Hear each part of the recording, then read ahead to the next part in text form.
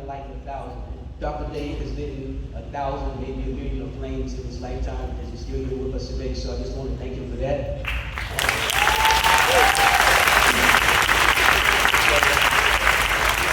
And hopefully that each of us, we had this impact on us, as Chris alluded to, if we continue to light candles and continue to work in the education of this we need. Okay. So without further ado, I'm going to introduce Jeff.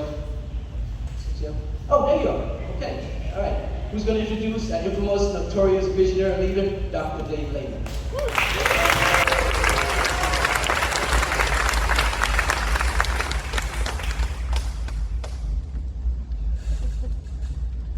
Thank you. Thank you. I know hardly anybody here.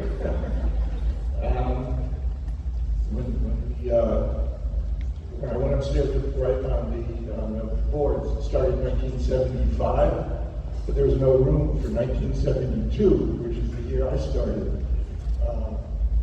When I was a senior at Cornell, I had a bunch of my friends volunteer. Can you hear me right there? Yeah. We volunteered at Markle's Flats, and the principal at that time was John Gates. Anybody ever heard that name? John Gates. Also another radical thinker. He was the principal of Markle's Flats, and I did my student teaching in math at Markle's Flats, and I left Ithaca in 1972 after I graduated. I came back in 1973 because a group of people were starting to plan for an alternative school that would replace Markle's. Markle's was closed. There was a sort of right wing, well, at that time we called it a right wing, now it would be moderate to middle. But at that time it was a right wing. Rebellion against Markle by some people, and it turned out that Markle's, if I remember correctly, was a program and not a school, and we didn't have the proper charter. So they closed Markle's, and then a group of people got together and started planning for a new school, including Richie Stein. Is Richie here? Richie's not. Richie's not here. And he said he told me he was coming. But he and I have been emailing back and forth. His recollections and mine were quite different from each other, but he was 14 and I was 24. So I trust his recollection better than mine. So anyway, a group of people started planning for a school, so I came back and I worked at this little restaurant called Moosewood. Yeah. And I hear some people built a yurt. I lived in a yurt in Sapsucker Woods while we were playing in school. And ultimately, I became the math teacher. And I stayed until '79. And so I was here from basically the age of 22 to 29. It seems like a short period of time, but it was probably the most intense period of time in my life. And it was so intense I had to do something much easier, so I became a criminal lawyer and a labor lawyer. So,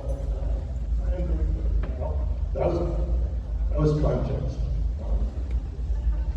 I thought there would be a teleprompter, but there's no teleprompter. So here's my story. I'm sticking with it, even though it may not be true. I remember we were playing in the school, and I made a phone call to an organization in Ohio. The organization supported alternative schools. We were looking for a principal, and I wanted to put an ad in their newsletter. Tell me if I'm right or wrong. I put an ad in their newsletter advertising that we needed a principal. And I talked to a fellow on the phone and explained what we were doing. And I'm not that great with names, but I remember the name of the person I talked to. because God's name was Dave Lehman. And so Dave and I talked about what we're doing, and Dave said, I might be interested in that.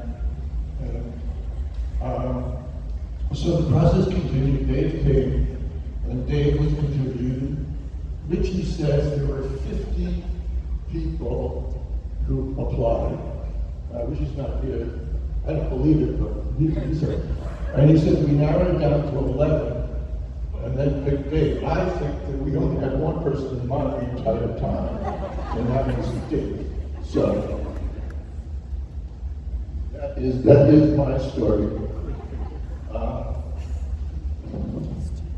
So why was Dave the lead candidate?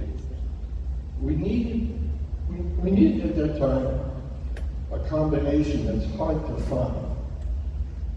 We needed a radical educational vision of alternative education, but we also needed someone with the credentials and seriousness of purpose and the commitment, but to get through the gauntlet of not only the students, the parents, the community, but the school board and the bureaucracy that was really kind of not supportive of this idea. And to say the least, right? And I mean, I would say that the odds were against us. The odds were against us. So we had to find this combination of person. And we did. So, who is this guy? He came to us from Texas, and Ohio, and Africa, and came to Ithaca. So Dave Lehman had a PhD in biology and ecology. And when he was studying biology and ecology, he started having alternative ideas about how to study and teach science. That led him to direct a biology education project in Ghana, Africa, revamping the curriculum in English-speaking African secondary schools for UNESCO, the United Nations Educational, Scientific, and Cultural Organization. And then, after he did that in Africa, revamping the curriculum in 12 countries, he came to Texas, where he and a bunch of people started an alternative K-12 free school, whatever they called free schools then, in southwest Austin, Texas. And Richie says that he and a bunch of the Puryears drove down and visited that school. I don't think anybody here can confirm that story, but that's Richie's story. While we were vetting Dave. And then Dave moved to Ohio, where he was a non-denominational minister to children and youth in Columbus, while he was doing staff development and consulting work for alternative schools across the US and Canada. So, how's that for a resume for what we're looking for?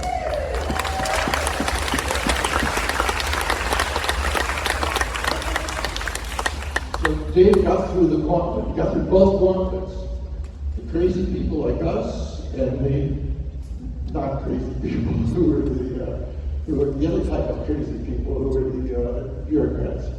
And Dave was 0.4% principal and 0.6% science teacher. And I was 0.2% math teacher, I think, because we only had 3.5 teachers for 65 students. We began in the old Marble Flats building, which I think now has been condemned, and they tore it down.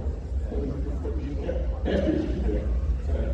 And there's a dynamic and creative curriculum, but the cornerstone of the program was working together democratically, staff, students, volunteers, and parents. So Dave will tell you all about the principles. I'll tell you this. But I want to talk about 1977. So the other principles in the efficacy schools, the superintendent put forth a proposal to merge the new junior high school, new junior high program in JFP, into a Department of Alternative Education housed at DeWitt Junior High School.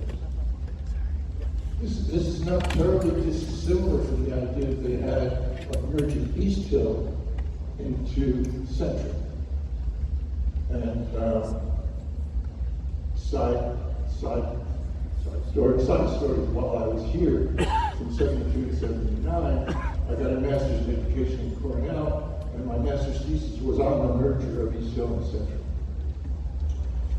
So this is another idea just like that. It's to merge it to DeWitt, okay. So Dave responded to this proposal. Here's what he said. And this is at the school board meeting in 1977. He said, quote, "Should you choose this proposal, you are telling a significant minority of this Ithaca City School District, students, parents, teachers, administrators, and other members of the community, that there is no room for a different philosophy of education in Ithaca's secondary schools. There is no room for a different way of relating to young people as decision makers, teaching them with different and varied methods. There's no room for working together collectively rather than hierarchically. There's no room for a different way of working cooperatively to parents as prime decision makers in educating their children. And there's no room for teachers and students to reach out and actively involve a whole community of resources in their teaching and learning. And in contrast to that, he said, what we need is a permanent home with a different philosophy, methods, and approaches to teaching and learning." And following a standing ovation and thunderous applause, the board voted 8-1 to continue to adopt Dave's approach.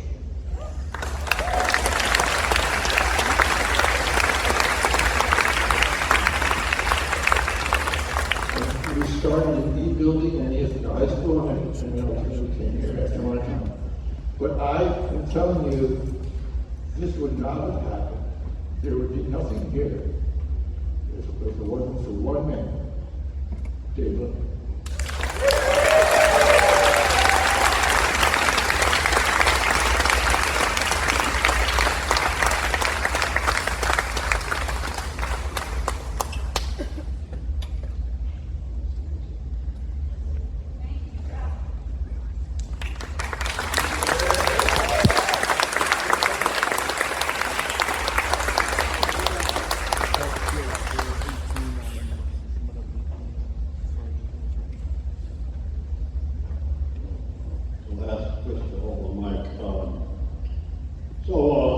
Unaccustomed as I am to public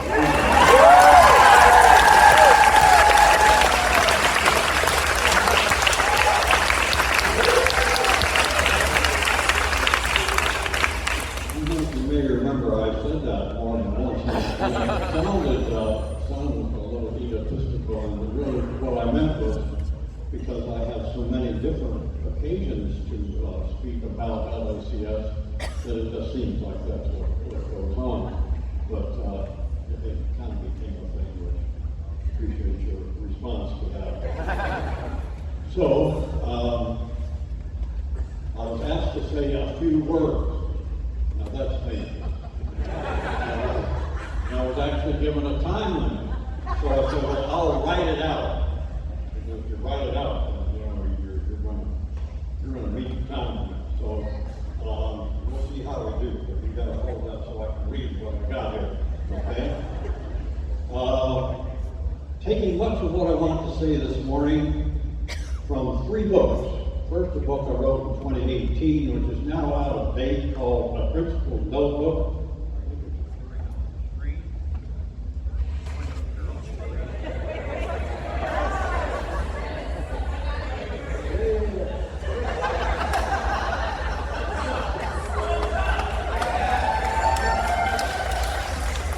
So, that was the original book. It's now out of print. More recent book was Africa Then and Now, Lessons for Educators from the Municipal Biology Project for African Secondary School. Right? It did. All right.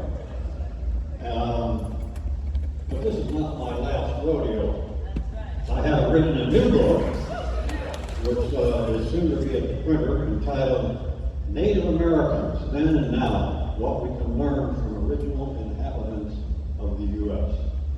So there's that book. Hopefully it'll come out, hopefully maybe by the time of next school year.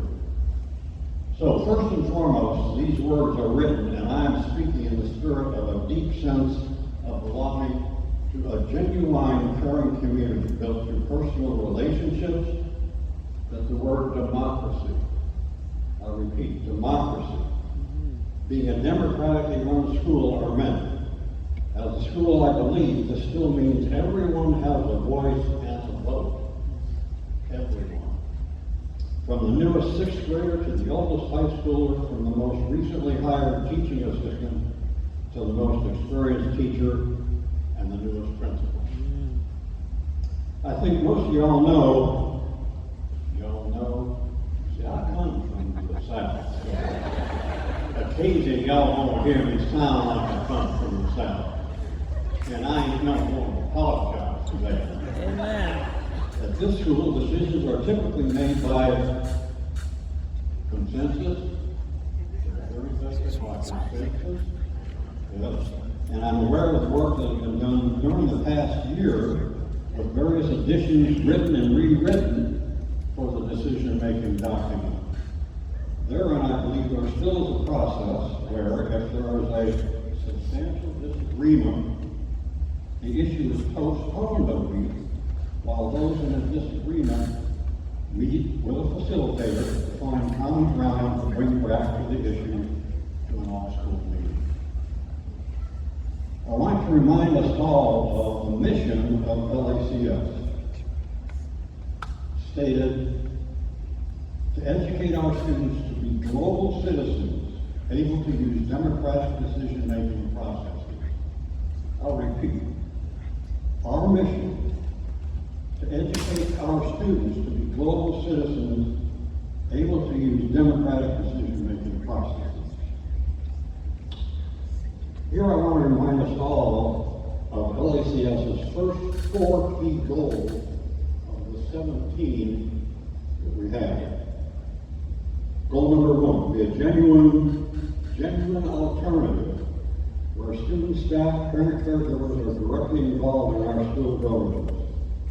Students have opportunities for personal interaction with many adults, both in school and in the community.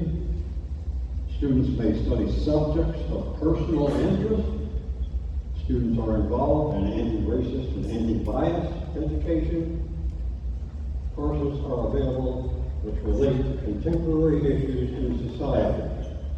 And there is no greater issue in society at this time than global warming, climate change.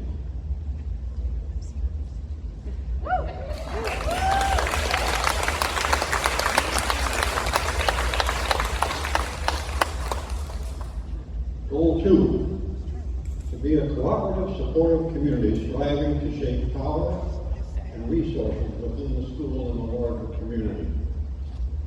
Goal 3, to be a school, an environment for active teaching and learning, working and playing together. Goal 4, to remain steadfastly responsive to the people who make up our school community and thus to adapt to the changing needs of our students, parent, caregivers, and staff. And there are 4 key components involved in what democracy means in a building that's democratically run school community. A, democratically run weekly staff meetings planned by a volunteer agenda committee of which the principal is not a member. The agenda committee plans to do. B, student and staff democratically run weekly all school meetings. C, student direct involvement in committees, including the site-based council committee, which is at the heart of the running of LACS. And then 4th would be student participation in family groups. And I want to emphasize a little bit about family groups because that's an unusual phrase to describe what happens in the school. family groups, actually, here have 10 different, key functions. Just to review your memory on these, for those who haven't been there for a little while, and for those who aren't familiar. Number 1, counseling. 2, administrative program planning. 3, parent caregiver school communication and community building. Critical to stay in touch with the parent caregiver. Notice parent caregiver, that was corrected for me at one point when people point out, not everybody is a parent, but they may have young people for whom they care. So we call them everybody, parent caregiver. 5, social skills group building. 6, group skills interaction. 7, developing a consciousness of alternative education. 8, recreational.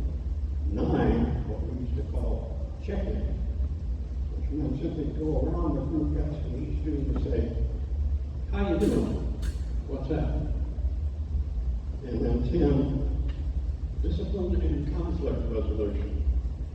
Often some of the conflicts could be resolved by working it out through help in the family. Last but no means least, I want to briefly review spring trips.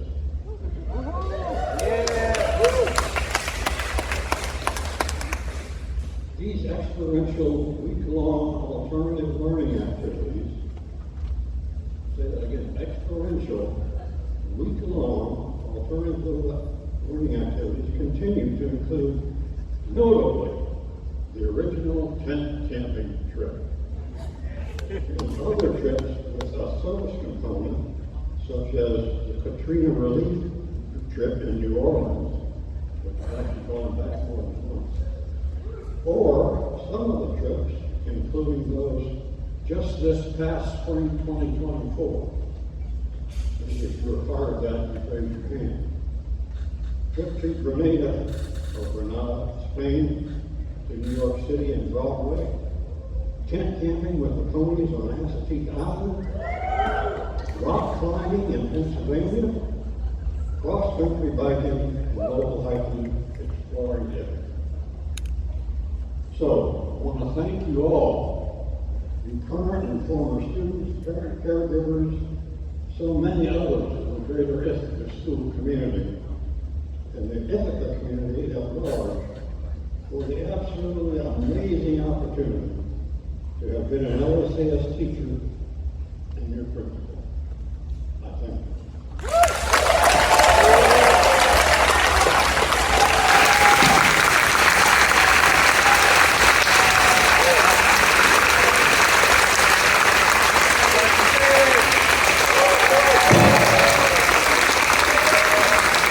Thank you, Dr. Dave Lehman.